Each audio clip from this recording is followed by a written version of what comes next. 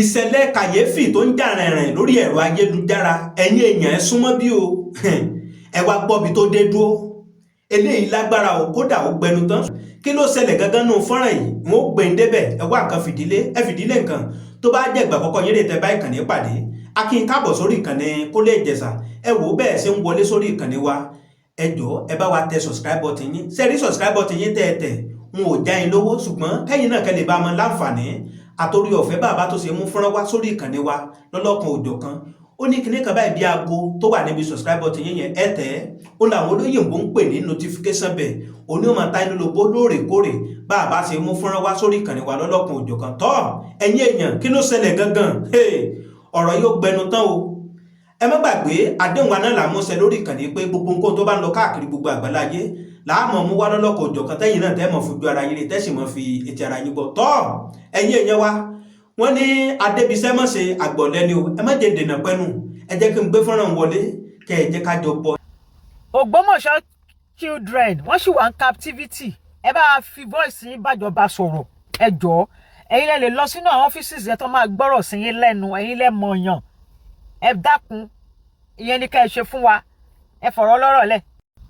ẹ yẹ ká bá àwọn ìjọba sọ̀rọ̀ security wa ò dáa àwọn ọmọ sì wà lóko ibi tán kó wọn sí odidi retired major general ó kú ní fọnà fọnṣu sákàtà wọn ẹ wo gbogbo bí gbogbo ẹ ṣe rí ọ̀rọ̀ ẹnìkan bí ọkùnrin ló wá bá wa báyìí ọ̀rọ̀ ìjìṣà ló wá bá yín ẹ̀yin celebrity tó yẹ pé voice yín àfi ọ̀rọ̀ ọlọ́rọ̀ ọ̀rọ̀ ìdílé tí ó kan orílẹ̀-èdè nàìjíríà ẹnìkan gbọ́kọ ẹnìkan gbàyàwó ọ̀rọ̀ tí ó kan tí ó mú oúnjẹ wá sí orí tébù Nigerians lẹ máa fa lẹ máa ṣe játijàti kiri orí cyberspace làwọn kan náà máa support yín máa pè ní role model ẹ lọ wá bí jókòó sí ẹ fi Ìjẹ̀ṣà sílẹ̀ ẹ má jẹ́ kí àwọn tó ní story yìí máa gbé jáde gbogbo ẹ̀yin tó yẹ pé ẹ̀yin gan bàbá ńlá silent enablers nìyí mi support Ìjẹ̀ṣà o ṣùgbọ́n ẹ jẹ́ ká sọ̀rọ̀ síbi tọ́rọ̀ wa silent enablers ní ọ̀pọ̀lọpọ̀ nínú yín àwọn mẹ́ẹ̀ni yín ẹ mọ iye oyún tó ti ṣẹ́ fáwọn ọmọ ọ̀dọ́ yín ni tẹ́ ẹ bò mọ́ra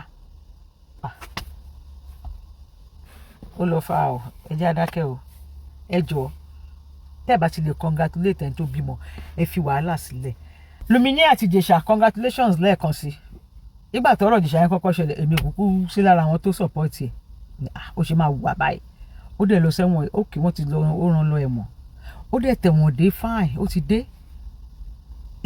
ní society téèyàn bá ti tẹ̀wọ̀n dé á tún integrate tẹ́ bá wá tún wá ní ẹni tó tún ní evidence against him ẹ kó síta mi ò support ex offender láyé ṣàpò mo sọ nínú fídíò tí mo ṣe lánàá mo ní níbi tá a wà yìí ex offender wọn kì í délé pé ẹ lọ bèrè lọ́wọ́ ẹni tó bá ń gbé lamẹ́ríkà wọn ò délé pé record máa bàjẹ́ ni but naija nìyẹn àbí kí wàá la fẹ́ ṣe ṣá máa pa ni but àwọn obìnrin ní Nollywood lèmi kàn fẹ́ sáré sọ̀rọ̀ àwọn obìnrin wọn kọ̀ọ̀kan ìgbà tí wọ́n kó àwọn ọmọ ní Ògbómọ̀ṣọ́ púpọ̀ nínú àwọn tó ń sáré káàkiri tó ń forí gbálẹ̀ torí pé Ìjẹ̀ṣà bímọ yìí mi ò rí wọn kàn sọ pé bring back our children kí ló wá ṣẹlẹ̀ ẹ̀ẹ́dẹ̀ fi wọ́n sílẹ̀ adult ni wọ́n Lumini ojú ẹ̀ máa já ṣẹ́yìn ní Lumini ṣẹ́yìn ní family Lumini ẹ jẹ́ kójú ẹ̀ já náà why ta máa ṣe ń cry more than the bereaved àti máa ń ọ̀rọ̀ tó bá ti jẹ mọ́ ìdílé wọ́n fẹ́ kọ́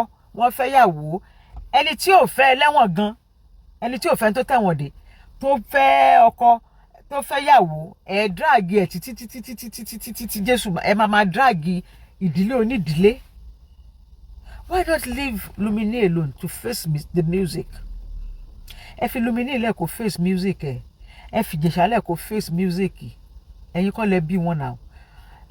ṣé bàbá Ìjẹ̀ṣà ò ní right láti live life ẹ̀ because me understand ẹ̀yin èèyàn I say psychology mo wo ọ̀rọ̀ yẹn láti from Taiwan tí princess wa parọ́ torí irọ́ ni gbogbo wọn pa àti tó wọn àti Ìyábọ̀ Òjó báwo ni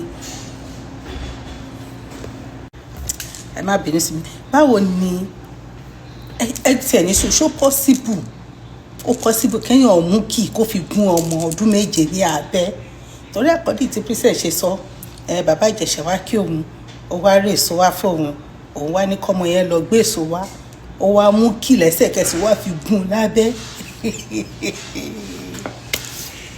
oríṣiríṣi. Ebi tí mo fi bímọ méjì ní ọmọ mẹ́ta, ẹsẹ̀ yín ò báláǹsì, ká tó wá lọ́mọ ọdún méje wọ́n fi kí gún lábẹ́,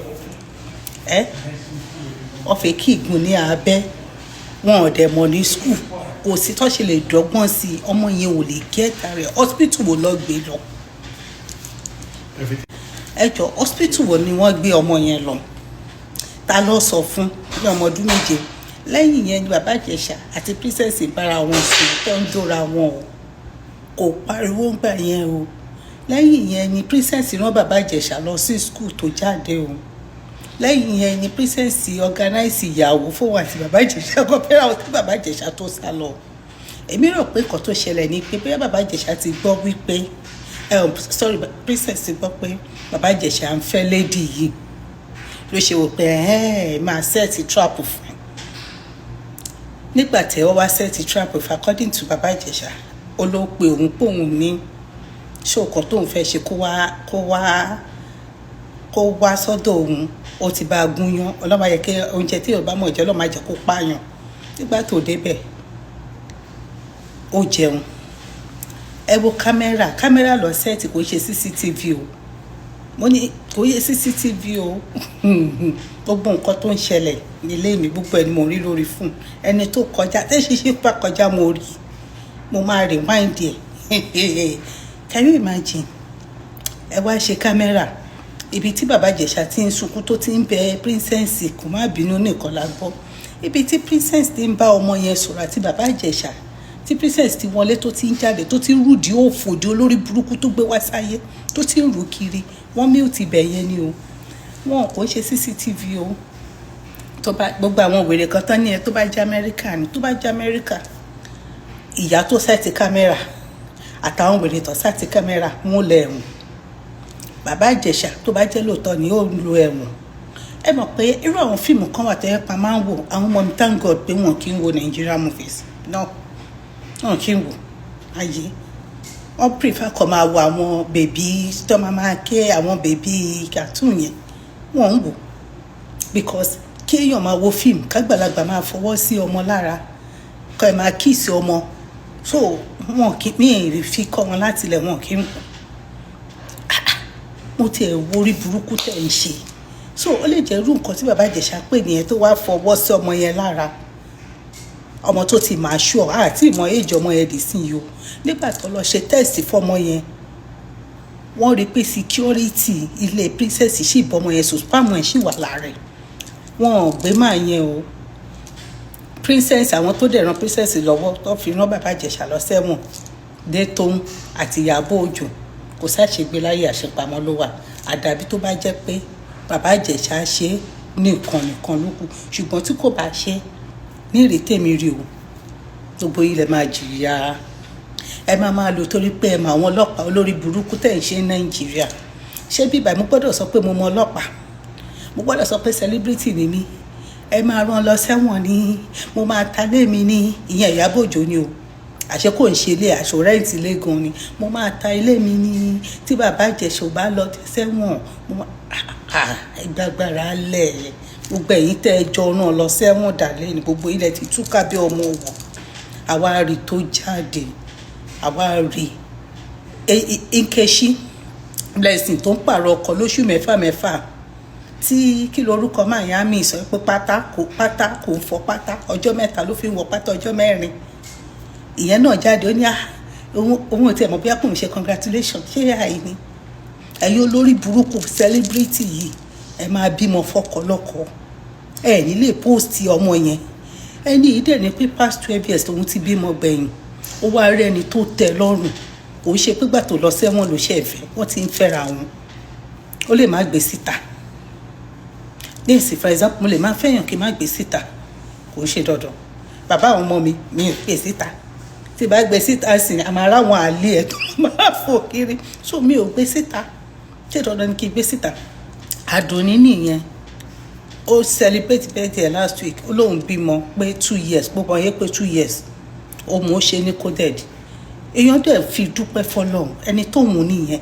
so torí pé bàbá Ìjẹ̀ṣà fẹ́ ẹni tó jẹ́ celebrity tó lówó lọ́wọ́ tó ránṣọ fáwọn èèyàn gidi, so kò ní life. Lady yìí jọ nítorí Ọlọ́run, tó ọmọ yẹn bá ti pé oṣù 6 ló mélòó àbí kí ló pẹ́, fọmọ yẹn bá ti pé oṣù 6 mo fọlọ́run bẹ́ẹ̀ lóyún mi, tó bá tètè lóyún lọ lo fertility bá mi bímọ mi fún bàbá Ìjẹ̀ṣà jọ nítorí Ọlọ́run, kò ní dààmú. Ẹ̀yin olórí burúkú, ẹ̀yin tí frustration ti bà ayé yín jẹ́, ẹ̀yin tẹ́pẹ́ emotional ó ti bà ayé yín jẹ́, ó ti bà ayé yín jẹ́, ṣe fẹ́ bà ayé ẹ jẹ́. Nínú mi dùn lánàá tí mo jí mo wá rí bàbá Ìjẹ̀ṣà, mo ní Ọlọ́run máa ṣe o. Ṣé òkè ní ìsìn tí bàbá Ìjẹ̀ṣà bá ṣe òkè ló ṣe, àárí evidence dọ̀la, àárí evidence di ọ̀la, àmọye ọmọ ọdún ọmọ yẹn kò wá gbọ́dọ̀ ní life, kò gbọ́dọ̀ rí màrí, ẹ̀yin tí ò bímọ rí kò gbọ́dọ̀ dúpẹ́ fọ́lọ́run. Ó fẹ́ sọ̀rọ̀ bíi ṣé inú ọdún yìí náà ni àwọn wèrè kan fòdìdé ẹ bá tẹ̀lé kọ́mọ́ mi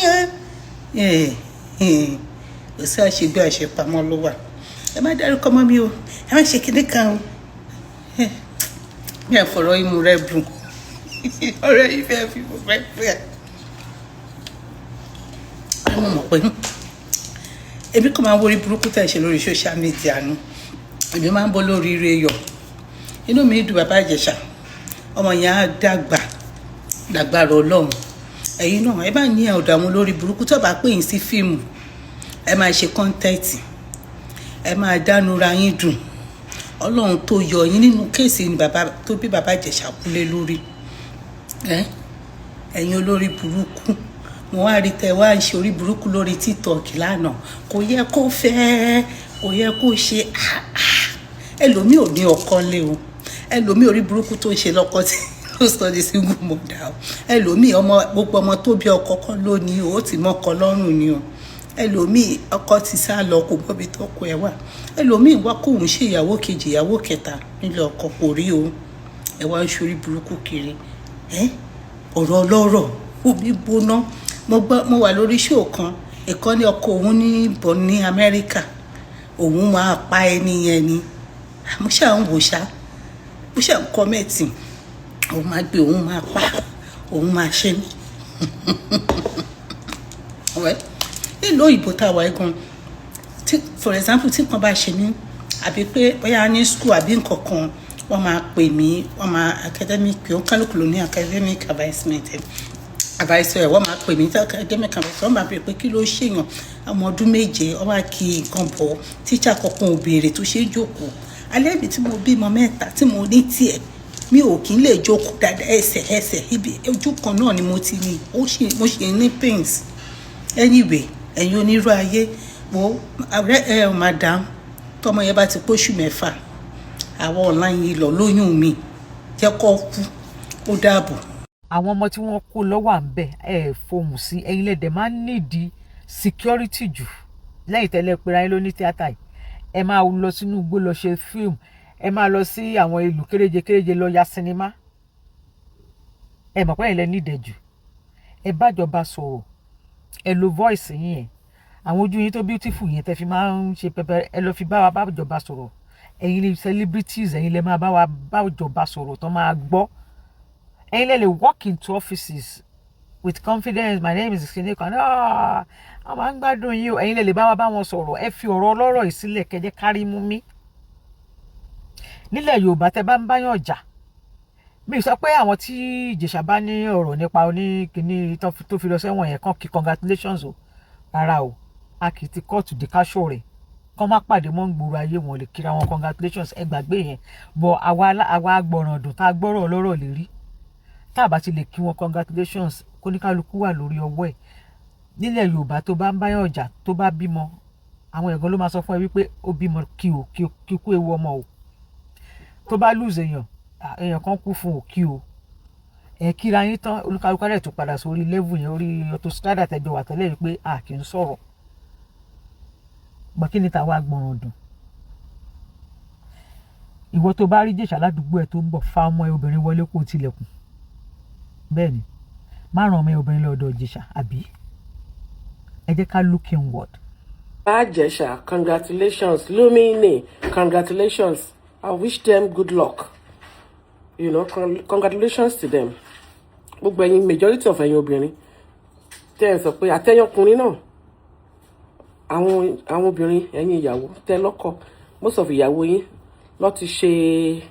ló ti tó pro fáwọn ọmọ ọlọ́mọ ló ti ṣe pidofá fáwọn ọmọ ọlọ́mọ tẹ́yìn ò mọ̀ ṣẹ́rọ̀ mi yé tẹ́yìn ò mọ̀ so ẹni tó ta pé Bàbá Ìjẹ̀ṣà ẹni kò dá Lumini dẹ̀ rí ó wò pé ó wọ́ tòun wọ́n dẹ̀ fẹ́ra wọn fúnra wọn lóyún ẹ wá ní Luminate mo ti rí Nkechi Blessing ẹ wo fídíò Nkechi Blessing ẹ wo bẹ́ẹ̀ iṣẹ́ nu tó ní Nkechi Blessing ẹ mọ iye ọkùnrin tí Nkechi Blessing tó ti fẹ́ lórí social media ẹ mọ how many men tó ti fẹ́ lórí social media yìí tí wọ́n ọ̀dẹ̀ fẹ́ rárá tó ń gbé tó ń jùlẹ̀ ẹ̀yin èèyàn funny gan o people are so funny on this social media Bàbá Ìjẹ̀ṣà àti Lumini I wish you both all the best and congratulations to the baby boy.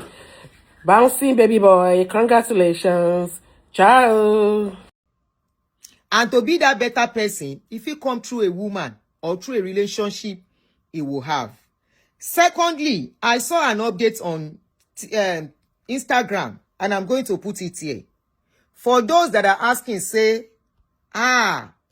person, Shena for inside the jail, he take Kerewa the lady. That is the update. I don't have it here. Let me expand it a bit so I can read. Please, in case I can read it if I expand. He said, Baba Ìjẹ̀ṣà has been released months ago before it was announced. Shetibo, the two of them have been going out, if not engaged, before he went to prison. But they are husband and wife. Shetibo, that person said they've been dating before he went to where he went to. Number one. Number two, they said they were engaged even before he went to that place. Number three, they don't, and that was what I heard anyway, even before this case, that they have released him for some time before he came out to say he has been released. Probably when he was released, he went to rejuvenate, to get himself back together. He doesn't want to come. Don't forget, there was a rumor early last year where they said he was released. Tebagbagbe. And we were expecting him to come out. And people say eventually, a rumor is just a rumor. Sharonti. Ẹ jẹ́ ká jọ wo fídíò yìí. We're making videos about this thing. Mo dẹ̀ rí pé ọ̀rọ̀ yìí gan ó ká ẹlòmíì lára ju ọ̀rọ̀ ayé ẹ̀ lọ. The way tẹ́lòmíì ṣe gbé ọ̀rọ̀ yìí bí pé Baba Ìjẹ̀ṣà o, he is not supposed to even be breathing anymore. He's not supposed to be lost. Pé kó àkàmàtì ẹ̀ gbúrú ẹ̀ mọ̀. Kí ló ń ṣẹlẹ̀? What is going on? I expected people to make video like, oh, Lumini, you're very courageous. So, for giving this man a second chance at life. In fact, we commend you. Because ó take obìnrin torí ẹ̀ pé tó ní believe nínú second chance. Tó ní believe nínú pé èèyàn ṣe nǹkan tí ò dá kò mean pé káyé ẹ̀ parí síbẹ̀. Láti ṣe nǹkan tí Lumini ṣe. But torí pé àwa ò tiẹ̀ nírú ẹ̀jẹ̀ bẹ́ẹ̀ yẹn nínú vein wa ní forgiving spirit I expect pé tá bá ti ní issue pẹ̀lú àwọn èèyàn káyé wọn tán ni o in fact nínú wa we will be thinking that those people they should be done for. Let's take it easy let's take it easy on ourselves and on other people. Uncle Larry, I'm so happy for you because ẹ̀gbọ́n ló jẹ́ sí mi. Ó jù mí lọ ní industry, mo bá wọn lẹ́nu iṣẹ́ yẹn ni. Mo dẹ̀ sì tún fi wọ́n sílẹ̀ ńbẹ̀. Mi ò expect kí nǹkan burúkú kọ́kọ́ ṣẹlẹ̀ sí anybody tí mo fi lẹ̀ ńbẹ̀ náà. So wá mi pé tó bá ti ṣe nǹkan kan a ti wà quick láti sáré máa set camera. Hey, kí ló ń ṣe wá? Kí ló dé? I've met Uncle Larry before and he's actually a very wonderful person to me. He's a very wonderful man to me. I met him once on set and I met him once outside set. If I'm not mistaken, Ikorodu ló ń gbé nígbà yẹn. I visited the lady opposite his house. In fact, mo dé lady à ń sọ̀rọ̀ à ń ṣeré ló wá sọ fún mi pé pé Baba Ìjẹ̀ṣà pé wájú ilé àwọn bíbá yìí náà ń gbé. Mo ní oh that's nice. Mi ò tiẹ̀ ní lọ́kàn pé kí n tiẹ̀ sọ pé mo fẹ́ lọ kí wọn. But as the lady was seeing me off to my car outside the house, he just spoke to me from outside pé fún mi làwọn kí ló wá ṣe ládùúgbò wa. Ó take ọ̀gá tó dá tó nírẹ̀lẹ̀ láti kí junior colleague ẹ̀ láti ọ̀kan bẹ́ẹ̀ yẹn. àwọn kan máa ṣe bíi pé wọn tiẹ̀ ẹlòmíì wọn máa ṣe báyìí bíi pé kò rántí o because ìjọ yẹn the fact pé wọ́n mọ orúkọ mi wọ́n rántí orúkọ mi ó jẹ́ ìwúrí fún mi.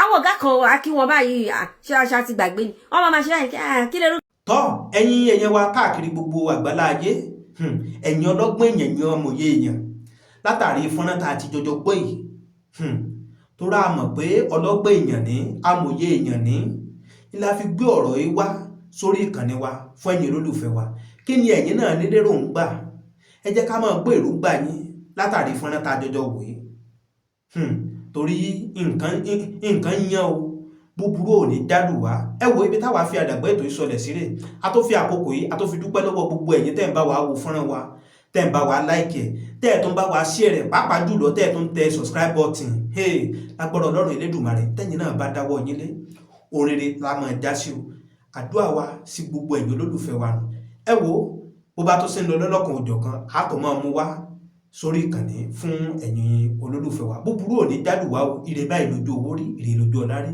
ire lójú gbogbo wa ò mọ̀ rí o ìpàdé wa bí oyin ó dàbọ̀ ẹ ṣé tẹ́ ń bá wa wò fọ́nrán wa.